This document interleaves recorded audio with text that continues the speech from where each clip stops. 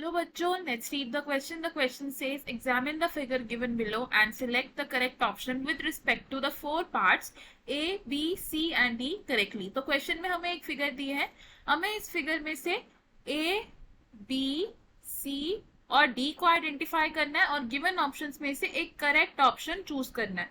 तो सबसे पहले हम इस क्वेश्चन का की कॉन्सेप्ट समझेंगे. इस क्वेश्चन में हमारा की कॉन्सेप्ट क्या यूज हो रहा है? एम्ब्रियो. तो एम्ब्रियो क्या होता है? एम्ब्रियो होता है रिजल्ट ऑफ फर्टिलाइजेशन और जायगॉट डेवलप होता है तो क्या बनता है? एम्ब्रियो बनता है. तो हम क्या लिखेंगे? Zygote after fertilization develops into embryo.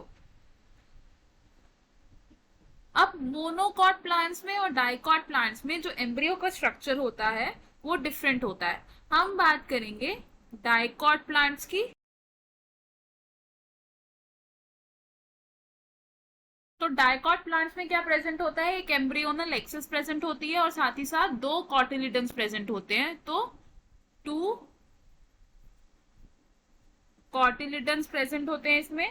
जो पोर्शन एम्ब्रियोनल एक्सिस के ऊपर होता है उस पोर्शन को हम कहते हैं epicotyl. Portion above embryonal axis, इसे हम क्या कहते हैं? और एपिकोटाइल रीजन किस में टर्मिनेट होता है? प्लूम्यूल में टर्मिनेट होता है. और प्लूम्यूल क्या बनाता है? शूट टिप को बनाता है.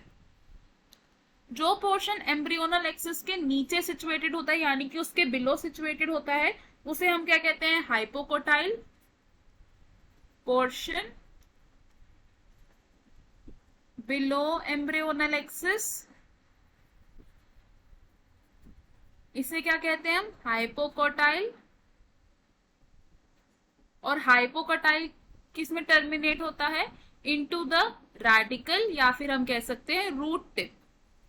रेडिकल या फिर रूट टिप. अब अगर हम डायग्राम देखें एक डाइकॉट एम्ब्रियो का, डाइकॉट एम्ब्रियो का, तो डाइकॉट एम्ब्रियो में कौन कौन से पार्ट्स हैं? तो फर्स्ट पार्ट है हमारा ए पार्ट क्या है? जहां पर एपिकोटाइल रीजन टर्मिनेट हो रहा है यानी कि ये क्या है? प्लूम्यूल है. Next is the B part. B part किससे रिप्रेजेंट कर रहा है? कॉटिलिडन्स को रिप्रेजेंट कर रहा है. सी पार्ट क्या है हमारा? Hypocotyl.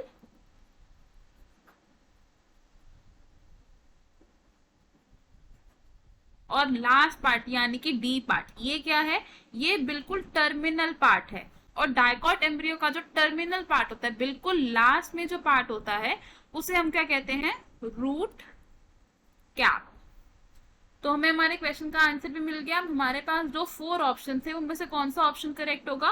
Option 4 which says A is plumule, B is cotyledon, C is hypocotyl and D is root cap.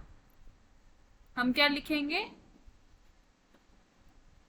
Option 4 is correct. बाकी के ऑप्शंस क्यों रॉन्ग है? ऑप्शन ए रॉन्ग होगा बिकॉज ऑप्शन ए में क्या बोला गया है कि बी है हाइपोकोटाइल, सी है कॉटिलिडन और डी है रेडिकल. ये गलत लेबलिंग है इसलिए ये ऑप्शन रॉन्ग हो जाएगा. ऑप्शन 2 सेज कि ए हाइपोकोटाइल है, बी प्लूम्यूल है, सी कॉटिलिडन है, तो ये ऑप्शन भी रॉन्ग हो जाएगा बिकॉज ये गलत लेबलिंग्स हैं. Option she says A hypocotyl है, बी कॉटिलिडन है, सी भी हाइपोकोटाइल है और डी रेडिकल है, तो ये ऑप्शन भी रॉन्ग हो जाएगा बिकॉज इसमें भी लेबलिंग हमें रॉन्ग दी हुई है. तो हमारा करेक्ट और फाइनल आंसर होगा इस क्वेश्चन का option 4. I hope you understood it well. All the best. Thank you.